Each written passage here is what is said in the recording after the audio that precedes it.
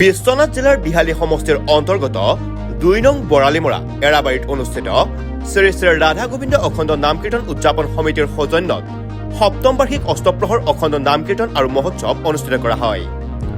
উদযাপন সমিতিৰ আমন্ত্ৰণক্ৰমে উক্ত অখণ্ড নাম কীৰ্তন ও শোভাযাত্ৰা উদ্বোধন কৰে বিজেপি SC মৰ্চাৰ ৰাজ্যিক উপসভাপতি তথা বিশিষ্ট সমাজকৰ্মী Chiranjib পাঠকদেৱে।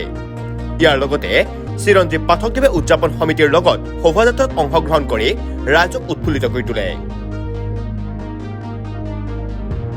News desk report, news any 365। Stay informed, stay ahead. News Any 365.